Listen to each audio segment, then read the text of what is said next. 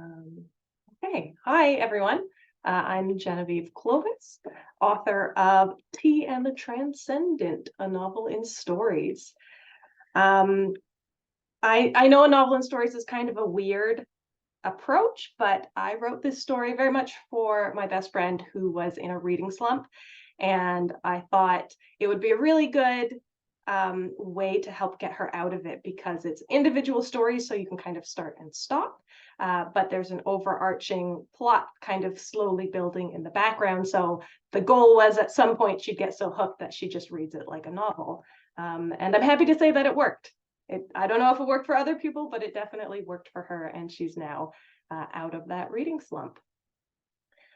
So I'm just going to read the back cover so you have an idea of what this book is about.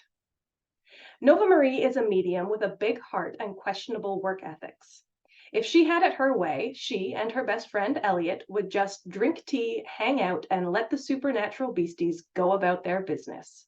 But as much as she wishes otherwise, Nova Marie doesn't always get her way. Supernatural activity is on the rise. They have no idea what's causing it, and Nova Marie doesn't care to find out. Not even when a ghost, a demon, and a puka move in with her. But when some aggressive demon hunters come to town and mess with her neighborhood, ignoring things may no longer be an option. If Nova Marie wants to keep the peace and keep her friends alive, or dead, as the case may be, she may actually have to get off her butt and do something about it. So obviously it's a little bit of a silly, fun kind of novel. And it is set, I'm based in Toronto, Ontario, and my novel is also set in Toronto, Ontario, because I just like to play with the things in my neighborhood. The story that I'm going to read you is maybe from later in the first half of the book, and it's actually from the point of view of one of the secondary characters, Elliot, who is the protagonist's best friend. And this story is called Elliot Gets a Free Coffee. Several cars whizzed by obnoxiously loud as they raced each other through the lights. Elliot shrieked at the unexpected volume and flinched so hard that both her coffee and phone flew from her hands. A stranger, approaching from the other direction, paused to assess the walking catastrophe that was Elliot. They made eye contact, and Elliot flushed, realizing she'd just made a fool of herself in front of a gorgeous woman. She tried to play it cool, attempting a smooth recovery by leaning with an easy nonchalance against a nearby telephone pole. Except she missed the pole. And having folded her arms across her chest and crossed her legs at the ankles, believing this to be the sign of nonchalance, Elliot had so thoroughly tangled herself that there were no limbs available to halt her descent. She hit the pavement. It hurt a lot, but she held in her cry of pain and continued with her attempt to be cool, because the beautiful woman was still there, still watching her with rich brown eyes that were as full of compassion as they were of amusement. Elliot stretched out across the sidewalk, rolled onto her side, and propped her head up on her palm. "Well, hello," she said, still trying for smooth, though her elbow was now in her recently spilled coffee, and her dress had rucked up in the fall, revealing her slightly ripped tan Spanx. Elliot assumed she was already beet red, so when someone stepped over her, cursing about the weirdos in this city, she was relieved to know she couldn't physically show any more embarrassment. The stranger's angry muttering seemed to be the final straw, and the woman burst out laughing. The laughter she had caused and the dazzling smile that accompanied it made Elliot tingle with delight. Getting up without ruining her progress would be a challenge, though. She imagined Nova doing one of those half-flip things to jump up in style, but on a good day, the best Elliot could manage was a crunch, not even a full sit-up. She opted for rolling onto her hands and knees first. Before she could get her feet firmly under her, two cool hands wrapped gently around her arm as the beautiful woman helped her up. Standing now, Elliot's gaze drifted up to the woman's perfect face. She wanted to say, "Thank you. Sorry if I got in your way or splashed you with coffee." The woman would then reply, "Not at all." And there'd be a moment when they gazed into each other's eyes, just a brief moment. And before the woman could walk away, Elliot would smile charmingly and say, "It looks like I'm going to need another coffee. Can I buy you one?" And the woman would say yes. And then they'd get married and live happily ever after. Or at least go on a few dates and have a good time. Instead, as they made eye contact for the third time, Elliot said, "Nice." She paused briefly to panic. She hadn't meant to say nice, and what could she now say to bring it back around to a coffee date? Her mind went blank. "Time," Elliot finished lamely. "Did I just say nice time?" The woman's face scrunched up, seeming to confirm that Elliot had just spoken nonsense. She was clearly trying not to laugh and losing. "Why did I say nice time?" The average adult English speaker knows between 20 and 35,000 words, and those were the two she landed on? Elliot's face burned, and her palms were sweaty enough to fill a bird bath. Now would be a good time to run, her heart and head coached simultaneously. Seeking escape, Elliot took a step around the woman, but those cool hands came up again and landed on Elliot's arm, sending goosebumps skittering to her shoulders. "I'm so sorry," the woman said, gasping as she tried to get a hold of her laughter. She bent down and scooped Elliot's phone from where it had landed. "Please," she said, holding up the phone. "It looks like you need another coffee. Let me buy one for you." They'd had coffee in the park, and it had been the best coffee Elliot had ever drunk, in the prettiest, most magical park she'd ever been in, with the most perfect woman in existence. She was on a cloud, effervescent, over the moon. If she died now, she'd die happy. And at the thought of Desiree, Elliot's heart tapped out an ecstatic happy dance that death was a real possibility. Elliot's feet, apparently still on the ground and not drifting on a cloud with the rest of her, had brought her, predictably, to Nova's. Elliot waltzed into the house, unable to remove or even downplay the huge grin on her face. She twirled in the middle of the kitchen, then looked expectantly at Nova. Nova quirked her head slightly to one side and smiled as she took Elliot in. A squeal of joy tried to burst from Elliot's lips, but she held it in, waiting for Nova to ask her what had happened. Nova obliged. "Good afternoon to you too," she said, hopping up to sit on the counter while the kettle rumbled to life. Obviously, something awesome happened. Nova gestured near Elliot's hip. "And I'm betting something hilarious too. Out with it." Though she again would have liked to be suave and play it cool, Nova knew the true Elliot, and the true Elliot was bursting with excitement. For the 100th time that day, her cheeks flushed. "I got someone's number!" In her excitement, Elliot shouted the words, and she danced on the spot. "Shut up," Nova said with a laugh, clapping her hands. "Good for you. I need all of the details immediately." Elliot pressed one hand to her heart and fanned herself with the other. "Nova, she is the most beautiful woman I have ever seen." "I'm vaguely offended, but go on," Nova said. "I love you and you're perfect, but this woman is..." Elliot searched for the word, came up blank, and let out a wistful sigh instead before saying, "She's something else." Elliot took a seat at the kitchen table as she spoke, unable to concentrate on standing and talking about her latest and biggest crush. Nova was staring at her, a little bewildered.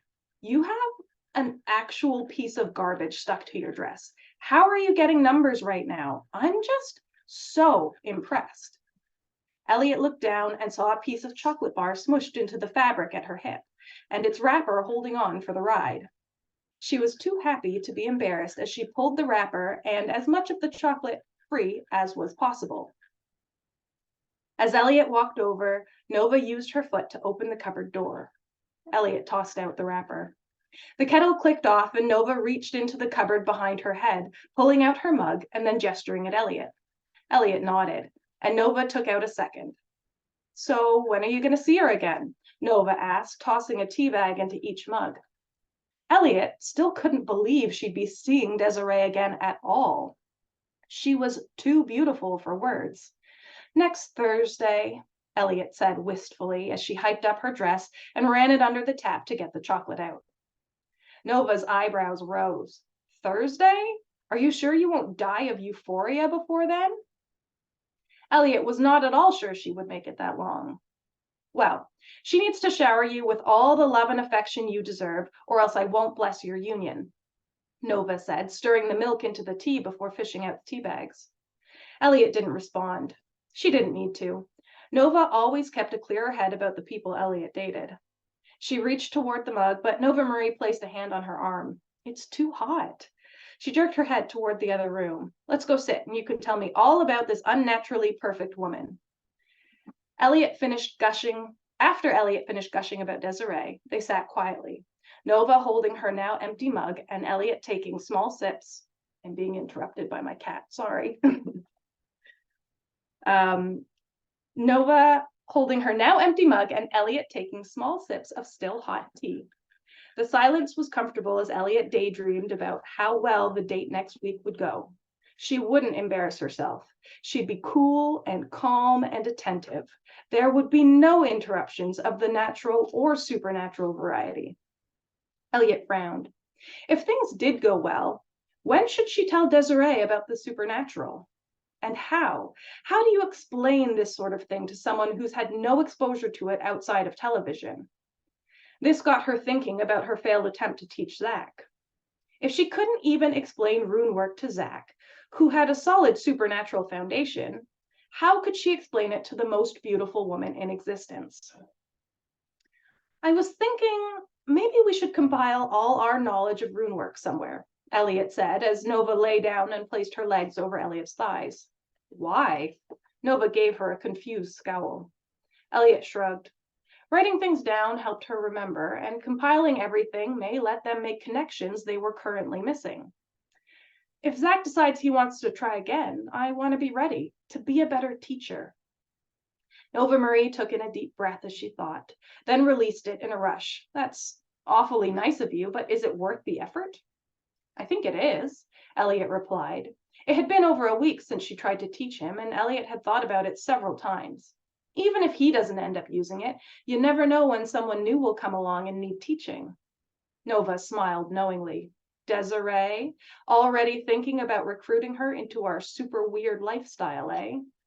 Elliot had, maybe more than a little bit, been thinking about Desiree. It wasn't so much that she wanted to recruit her, but if things went well, then at some point Elliot would have to explain what she and Nova did in their spare time. And if the interest was there... No, not Desiree, but, Elliot sighed. I don't know, like, what if Juniper wants to join us at some point? Nova laughed, and Elliot had to smile too because her sister was not the type. Okay, fine, not Juniper, but you know what I mean. Yeah, I hear you, Nova said, still smiling. Plus, I think it'll be good for us to evaluate what we know and if there are any gaps we should be trying to fill. All right, Miss Smarty Pants, Nova conceded. If it'll make you happy, we'll put together an Introduction to Insanity and the Fundaments of Runework booklet to hand out to all 3 people we know. It will make me happy, Elliot said, pleased with the support. The end of that story. Not the whole book, obviously.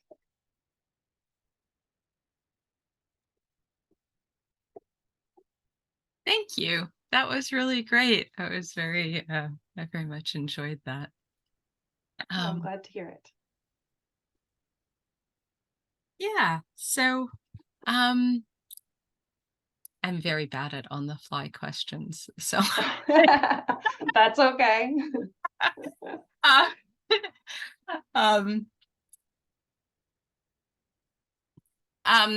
But I thought that was interesting what you said about like how that came about, right? Like how you, Mm-hmm. you know, is that usual for you? Like how do you, like, do you often do that sort of thing, or was that a very different sort of approach, or it was a new approach for me. Yeah. But it very much so. The idea for these characters came from a conversation with my best friend and I. That was the question asked was, or was like, what would we be like if we were demon hunters? And we both just kind of laughed hysterically because we would not be good at it. Yeah. And this sort of kind of conceptualized over a couple months, and I had these characters, and I was like, I'm just going to write one story. And so I wrote one story. And then a couple months later, I was like, I'm just going to write one more story.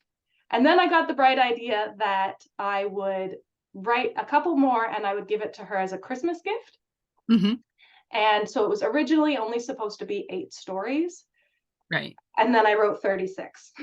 And I was like, okay, well, I guess I'll just like compile them into a book and make it because it's novel length. And she was really struggling. She was really in that reading slump. And I also own a bookstore. Mm-hmm. So when I speak with my customers, a lot of them were saying, I'm in this reading slump and I just can't get out of it. And what do I do? And so I just thought, at one point I was imagining reframing them into a full novel. And then I Right. thought, you know what? Keeping them as stories, I think, is the way to go because it lets people just kind of hop their way through. And, Yeah. Yeah. it doesn't take that same commitment of, if I can't get through this and I put it down 3 chapters in, then I'm going to forget everything and I won't be able to just pick it back up and keep going. Whereas with this one, you can just pick it back up and keep going.